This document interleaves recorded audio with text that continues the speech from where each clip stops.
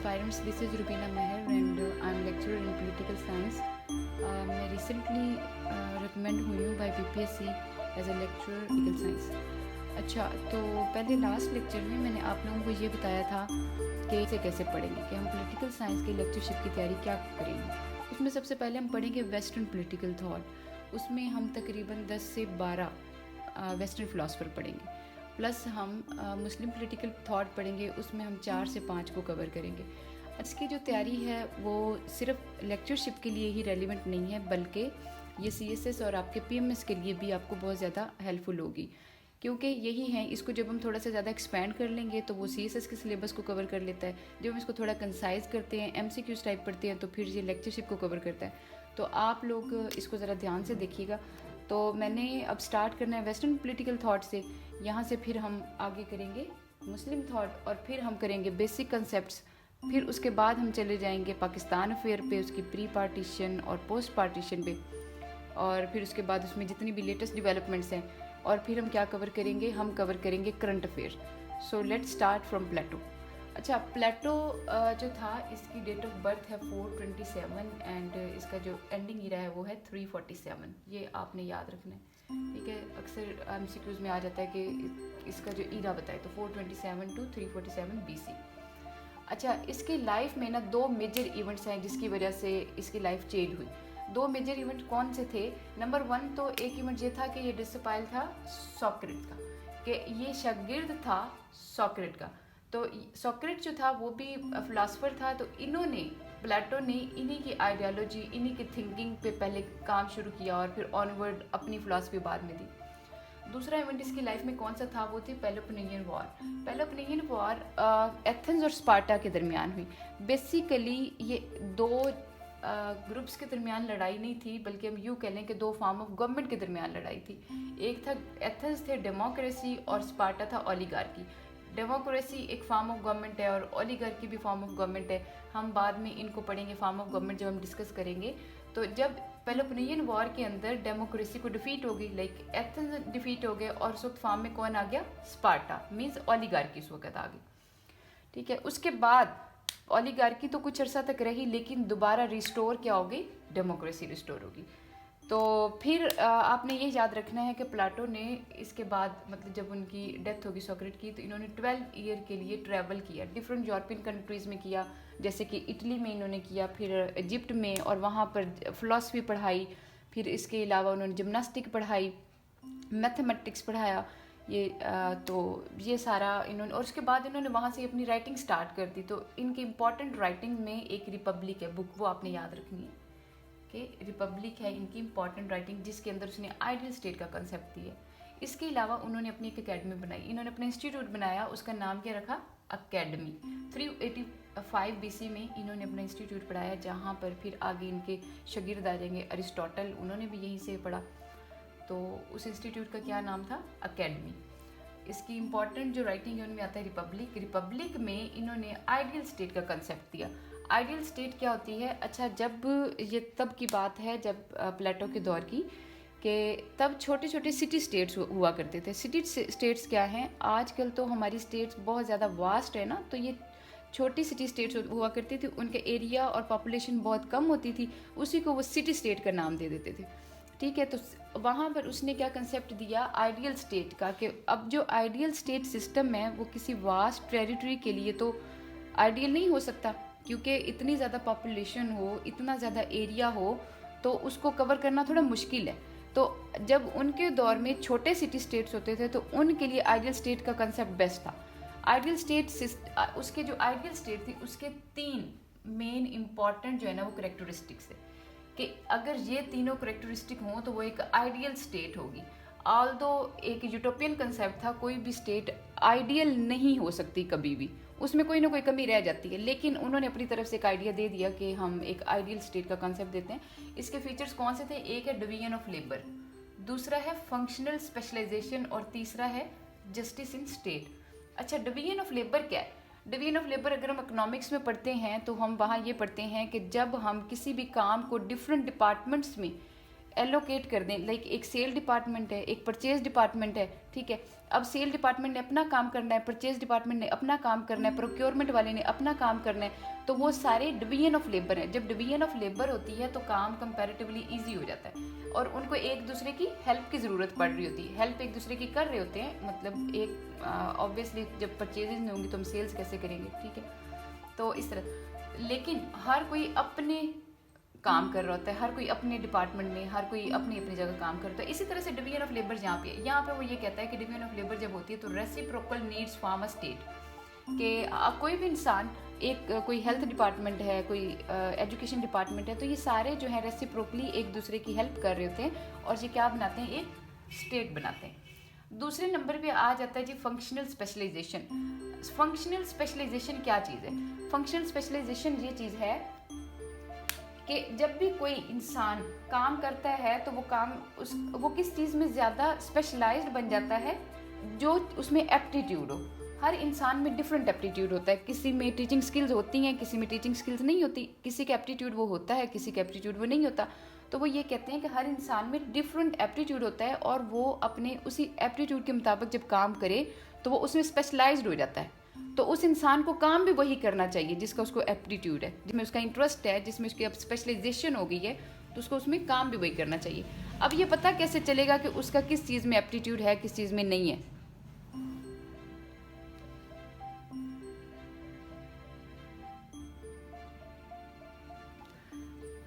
तो अब ये पता कैसे चलेगा कि उसका किस चीज़ में एप्टीट्यूड है, किस चीज़ में एप्टीट्यूड नहीं है?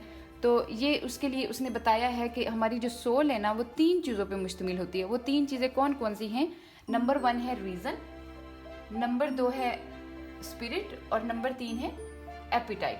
अब रीज़न क्या है? रीज़न जो है वो हमें ये गाइड करती है कि राइट एक्शंस क्या हैं और रॉन्ग एक्शन क्या है। लाइक हमें सोचने समझने के बारे में कौन गाइड करता है? हमें रीज़न गाइड करती है।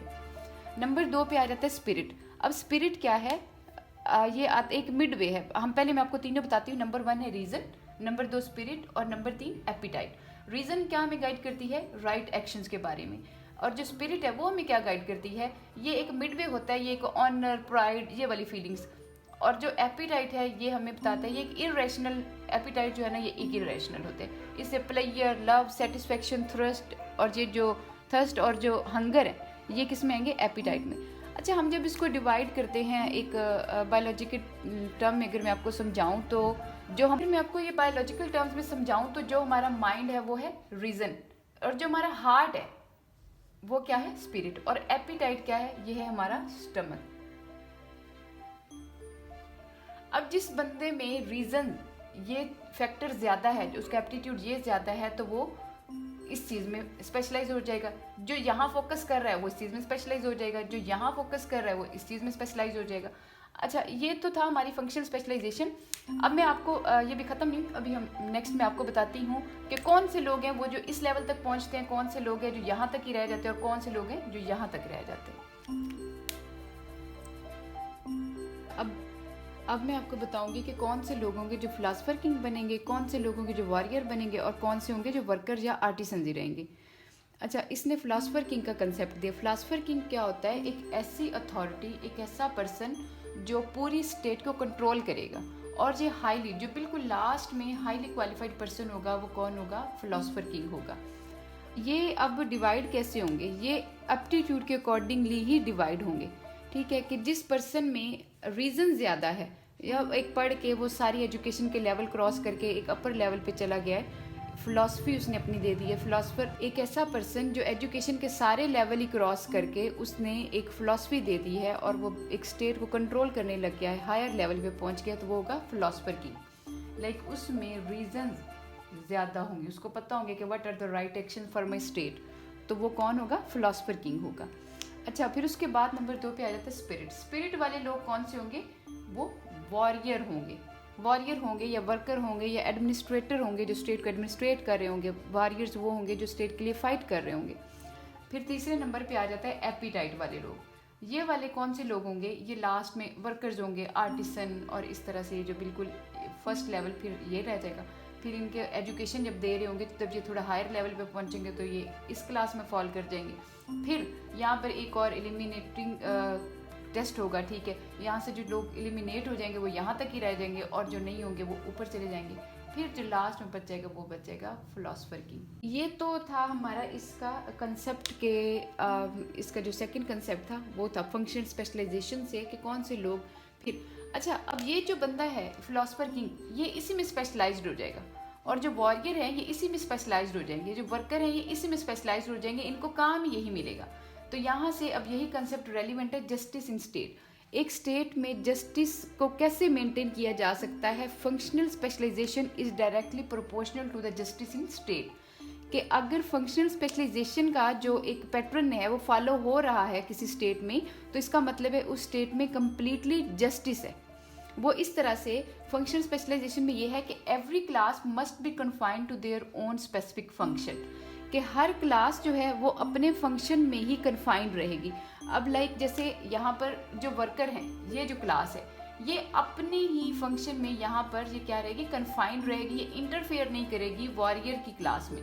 और वॉरियर जो है ये यहाँ तक ही महदूद रहेंगे, ये इंटरफेयर नहीं करेंगे फिलोसफर किंग के काम में, ठीक है। तो ये है जस्टिस। तो इस तरह से वो कहते हैं कि आप जस्टिस को स्टेट में इंश्योर कर सकते हैं कि हर क्लास या हर तबका जो है वो अपनी जो फंक्शनल उसकी स्पेशलाइजेशन है उसी में रहे, ठीक है, और वो दूसरों में इंटरफेयर ना करे, तो ये हो जाएगा जस्टिस। अच्छा, तीसरा इसके में जो आपने याद रखनी है एमसीक्यूज के हवाले से यही है कि आपने फिलोसफर किंग का याद रखना है। फिर आपने ये देखना है कि वॉरियर जो है वो स्पिरिट से रेलिवेंट है, वर्कर और आर्टिस्ट एपिटाइट से, ये छोटे छोटे एमसीक्यूज हैं। अच्छा, फिर आ जाते हैं इसने थ्योरी ऑफ एजुकेशन जो दी उसके बारे में। एजुकेशन वो कहता है कि कम्प्लीटली अगर एक स्टेट में आपने उसको ठीक से रन करना है तो उसके लिए एजुकेशन बहुत ज़रूरी है। तो उसने उस एजुकेशन का जो सिस्टम दिया उसमें उसने 2 लेवल बना दिए, एक एलिमेंट्री एजुकेशन का बनाया और एक बनाया हायर एजुकेशन का। तो ये है number 1 elementary education. Elementary education कौन सी होती है? जब एक बच्चा पैदा होगा 3 साल से लेके 20 सालों तक उसकी एलिमेंट्री एजुकेशन चलेगी, ठीक है। हमारे यहाँ तो ऐसा होता है ना कि 5-6 सालों में जाके उसको स्कूलिंग स्टार्ट होती है, या अब मॉन्टेसरी हो गया ज़रा 3 ईयर से, लेकिन नॉर्मली हर एरिया में या हर लेवल पे या हर सिटी में इस तरह से नहीं है कि 3 ईयर से मॉन्टेसरी में डाल दें। हमारा वही पुराना एजुकेशन सिस्टम है कि 5 से 6 साल के बच्चे को हम एजुकेशन में डालते हैं, 5 साल की, और फिर वो नर्सरी पढ़ता है, फिर प्रेप और इस तरह से। लेकिन इसने जो एजुकेशन का सिस्टम दिया वो थोड़ा डिफरेंट था, कि ये था कि 3 साल से आपकी एजुकेशन 3 ईयर से ही स्टार्ट हो जाएगी। तो लेकिन उसकी अब एलिमेंट्री एजुकेशन की भी 3 स्टेजेस हैं कि फर्स्ट स्टेज में कौन से साल से कौन से साल तक होगी, और इन सालों में एक बच्चा जो है एक स्टूडेंट क्या पढ़ेगा। फर्स्ट स्टेज होगी 3 ईयर से लेके 6 ईयर तक। यहाँ तक बच्चे को मिथोलॉजिकल जो स्टोरीज़ हैं वो सुनाएंगे, उनको रिलीजियस ट्रूथ बताएंगे। जैसे मिथोलॉजिकल स्टोरीज़, कोई भी स्टोरी उनको सुनाएं और वो वहाँ से एक सब्जेक्ट या एक कह लें कि एक अपना कंक्लूजन उसमें करें कि अच्छा इस स्टोरी में ये था, इसमें हमें ये रिलीजियस ट्रूथ बताया गया, अच्छा इस स्टोरी में ये हुआ, उसका कंक्लूजन ये हुआ, उसका एंड ये हुआ, ठीक है। तो 3 से 6 साल के बच्चों तक हम क्या उनको कौन सी एजुकेशन देंगे? मिथोलॉजिकल स्टोरीज बताएंगे, उनको रिलीजियस ट्रूथ बताएंगे। सेकंड स्टेज स्टार्ट होती है 7 ईयर से लेके 18 ईयर्स तक। ये वाली स्टेज थोड़ी सी इंपॉर्टेंट है। इसमें क्या बच्चों को हम म्यूज़िक पढ़ाएंगे, पोइट्री पढ़ाएंगे, मैथमेटिक्स पढ़ाएंगे, जिमनास्टिक, रीडिंग एंड राइटिंग, कि एक बच्चा रीड कर सके, राइट कर सके, उसे मैथ उसको इस लेवल तक आपने पढ़ा देनी 7 से 18 सालों तक। पोइट्री और म्यूज़िक, ये सारे। अच्छा, पोइट्री और म्यूज़िक जो है ना ये एक लिटरेचर है और ये स्टडी का बहुत इंपॉर्टेंट हिस्सा होता है, जो हमारे यहाँ तो बहुत कम पोर्शन है। लेकिन प्लेटो ने ये कहा कि सेकंड स्टेज में आप बच्चों को म्यूज़िक और पोइट्री पढ़ाएंगे। अच्छा, थर्ड स्टेज आ जाती है जी 18 सालों से लेकर 20 सालों तक। इसमें जिम्नास्टिक की ट्रेनिंग होगी। यहाँ पर हम उनको ट्रेनिंग देंगे। यहाँ पर स्टूडेंट्स को क्या दिया जाएगा? ट्रेनिंग दी जाएगी जिम्नास्टिक में। फिर यहाँ पर एक होगा एलिमिनेटिंग टेस्ट। यहाँ पर जब एलिमिनेटिंग टेस्ट होगा तो जो बच्चे यहाँ पर, जो स्टूडेंट्स यहाँ पर फेल हो जाएंगे वो फिर नीचे ही रह जाएंगे, और जो पास हो जाएंगे वो हायर एजुकेशन की तरफ मूव कर जाएंगे। सारे हायर एजुकेशन की तरफ नहीं जाएंगे कि हमने सबको कहा कि आप हायर एजुकेशन की तरफ चले जाओ। ये साथ साथ हमारा क्या चल रहा है? फंक्शनल स्पेशलाइजेशन साथ साथ में चल रहा है, ठीक है, उसका कॉन्सेप्ट साथ साथ में चल रहा है। तो यहाँ एलिमिनेटिंग टेस्ट होगा तो जो बच्चे फेल हो जाएंगे, इसका मतलब है नेक्स्ट लेवल का उनका एप्टीट्यूड ही नहीं है, तो इसलिए वो यहीं पे रह जाएं और वो अपनी यहाँ तक की तालीम के मुताबिक काम करे, फिर नेक्स्ट हायर एजुकेशन में जो जाएंगे फिर वहाँ एलिमिनेटिंग टेस्ट होगा, फिर ऊपरले लेवल तक हम जाएंगे। तो अब हम देखते हैं हायर एजुकेशन। आता है जी हायर एजुकेशन का लेवल। हायर एजुकेशन के लेवल में हम कैसे एंटर होंगे कि 20 साल की, जब 18 से 20 वो कंप्लीट होगा तो फिर 20 सालों में क्या होगा, एक एलिमिनेटिंग टेस्ट होगा। तो उस एलिमिनेटिंग टेस्ट में जो बच्चे फेल हो जाएंगे, जो लोग जो पढ़ रहे होंगे जो फेल हो जाएंगे, वो क्या बन जाएंगे, वो लोअर रैंक सोल्जर और वॉरियर्स बन जाएंगे। अब ये लोग यहीं पे रह जाने, अब इन्होंने आगे नहीं जाना। फिर आ जाती है, ये तो इसकी थी फर्स्ट स्टेज ना। अब फर्स्ट स्टेज में इसी हायर एजुकेशन की फर्स्ट स्टेज है, उसमें फिर 20 से 30 ईयर्स तक मज़ीद वो क्या पढ़ाएंगे। पहले तो एलिमिनेटिंग टेस्ट हो गया, 20 सालों तक जो वहाँ तक रहने थे रह गए, और जो पास हो गए अब वो फर्स्ट स्टेज में एंटर हो जाएंगे हायर एजुकेशन की। तो हायर एजुकेशन की फर्स्ट स्टेज 20 से 30 ईयर तक है। इसमें वो पढ़ेंगे study of mathematics and logic. यहाँ पर ज़्यादा से ज़्यादा वो मैथमेटिक्स एंड लॉजिक पढ़ेंगे। फिर 30 सालों में एक और एलिमिनेटिंग टेस्ट होगा, उसमें जो फेल हो जाएंगे वो भी उधर ही रह जाएंगे। फिर वो मज़ीद अब आगे हायर एजुकेशन के सेकंड लेवल पे नहीं जाएंगे। वो जो फेल हो जाएंगे वो बन जाएंगे, वो चले जाएंगे एडमिनिस्ट्रेशन के सिटी की या उस वक़्त की जो आइडियल स्टेट थी उसमें वो कैसे सर्व करेंगे, इन एडमिनिस्ट्रेशन वो सर्व करेंगे। फिर हायर एजुकेशन की आ जाती है सेकंड स्टेज। जो फेल हो गए वो एडमिनिस्ट्रेशन में चले गए, और जो पास हो गए वो कहाँ चले गए, सेकंड स्टेज में चले गए। ये जो सेकंड स्टेज में आ गए, अब ये 35 ईयर तक मज़ीद स्टडी करते रहेंगे, ठीक है। और फिर 15 सालों तक ये सर्व करेंगे civil and military administration position में, एडमिनिस्ट्रेटिव पोजीशन में सर्व करेंगे फॉर 15 ईयर्स, ठीक है। अब 15 ईयर 35 ईयर तक इनकी एजुकेशन कंप्लीट हो गई, 15 ईयर तक इन्होंने civil and military administrative position पे सर्व कर लिया, तो अब इनकी एज कितनी होगी, 50 ईयर्स तक। जब 50 ईयर में आप चले जाते हो, इसका मतलब है आप पहले अपनी एलिमेंट्री एजुकेशन हासिल की, फिर हायर एजुकेशन हासिल की, फिर उसके बाद आपने civil and military administrative position में जो पोजीशंस पे सर्व किया, अब आप हो गए 50 ईयर के। तो जो 50 ईयर तक पहुंच जाते हैं सारी स्टेजेस क्रॉस करके, तो वो कौन से बन जाते हैं, philosopher king, like ruling guardians वो बन जाते हैं। फिर वो उस कंट्री को रूल करते हैं और अपनी फ़िलासफ़ी के अकॉर्डिंगली रूल करते हैं। फिर वो कंट्री को रूल करते हैं और अपनी फ़िलासफ़ी के अकॉर्डिंगली रूल करते हैं, क्योंकि उनका एक्सपीरियंस भी है, उन्होंने प्रैक्टिकली भी सर्व किया और उन्होंने पढ़ा भी ज़्यादा, तो इसलिए वो बन जाते हैं फ़िलासफ़र किंग। और प्लेटो ने फ़िलासफ़र किंग का कंसेप्ट दिया कि वो स्टेट को रूल कौन करेगा, फ़िलासफ़र किंग, क्योंकि वो हाईली क्वालिफाइड होता है और वो तमाम स्टेजेस से गुजर के आता है। इसने दी है जी theory of communism. Theory of communism में इसने 2 टाइप की थ्योरीज दी हैं, एक कम्युनिज्म ऑफ प्रॉपर्टी और दूसरी है communism of family. Communism of property से क्या मुराद है, कम्युनिज्म का मतलब होता है जो स्टेट कंट्रोल्ड हो, ऐसे कह लें कि ऐसी आइडियोलॉजी जिसमें स्टेट ही सारा कुछ कंट्रोल कर रही होती है। जैसे कि रशिया में सबसे पहले ये जो ज़्यादा मकबूल थी कि उसमें सारे सिस्टम ही स्टेट कंट्रोल्ड थे। प्लेटो का जो एजुकेशन सिस्टम है वो भी स्टेट कंट्रोल्ड था।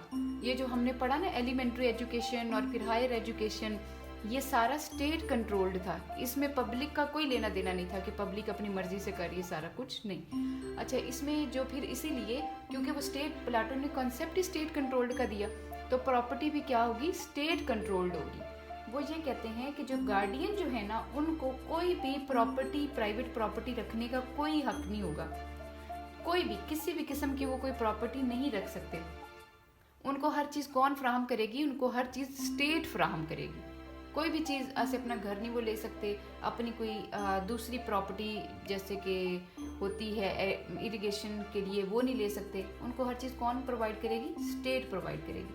अच्छा, अब ये उसने कॉन्सेप्ट दिया क्यों, ये इसलिए दिया कि अगर पर्सनल प्रॉपर्टी होती है ना आपकी, कि अगर पर्सनल प्रॉपर्टी होती है ना आपकी, तो वो आपको करप्ट कर देती है।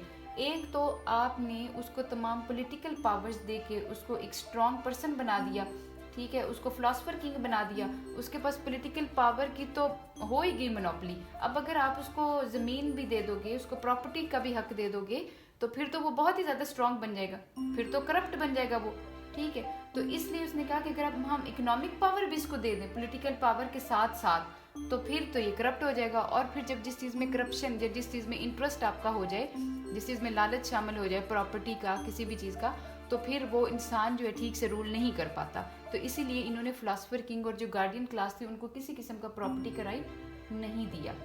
अच्छा, फिर उसने communism of family. Communism of family में क्या आता है? Communism of family. अच्छा, कम्युनिज्म ऑफ फैमिली का क्या मतलब है कि जैसे उसने प्रॉपर्टी का राइट नहीं दिया गार्डियन को, इसी तरह से उन्होंने फैमिलीज का भी हक नहीं दिया। ठीक है, वो कहते हैं कि ये अपनी मर्जी से एक ही बीवी नहीं रख सकते। ये थोड़ा सा अजीब कॉन्सेप्ट है, लेकिन बस उसने दे दिया तो अब आप मान लें कि उस वक़्त का यही कॉन्सेप्ट था कि आप जो है उसमें स्टेट कंट्रोल्ड मेटिंग जो होती थी वो भी स्टेट कंट्रोल्ड थी। ठीक है, कि कोई भी हर बंदा एक जो होगा आपका फिलोसोफर किंग, वो अपनी मर्जी की शादी नहीं कर सकता कि वो अपनी मर्जी की एक ही शादी करे और फिर जैसे हमारा एक फैमिली सिस्टम है या एक मैरिज सिस्टम है, इस तरह से नहीं था।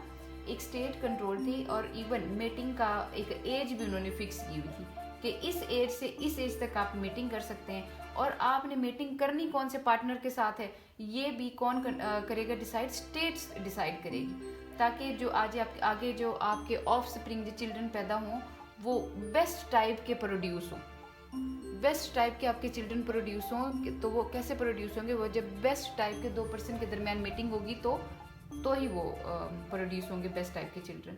तो ये इसने दिया था कम्युनिज्म ऑफ फैमिली का कंसेप्ट और कम्युनिज्म ऑफ प्रॉपर्टी का कंसेप्ट। अब हम देख लेते हैं कि इस पे थोड़ा क्रिटिसिज्म क्या है। यहाँ से स्टार्ट कर लेते हैं कम्युनिज्म ऑफ प्रॉपर्टी, कि जब आप प्रॉपर्टी की हद तक तो चलो ठीक है कि आपने उनको प्रॉपर्टी का राइट नहीं दिया, ठीक है, लेकिन ये जो कम्युनिज्म ऑफ फैमिली है इससे आप जो मैरिज इंस्टीट्यूशन है उस पर आप क्वेश्चन कर रहे हो। इंस्टीट्यूशन ऑफ मैरिज जो ओल्ड एज चला आ रहा है, आप लोग उसको चैलेंज कर रहे हो, प्लेटो साहब उसको चैलेंज कर रहे हैं। तो ये तकरीबन एक इम्पॉसिबल कंसेप्ट है कि आप एक वाइफ नहीं है आपकी फैमिली नहीं है और हर चीज़ स्टेट कंट्रोल्ड है, तो ये आपकी फैमिली नहीं है और हर चीज़ स्टेट कंट्रोल्ड है, तो ये क्या है? इम्पॉसिबल बात है।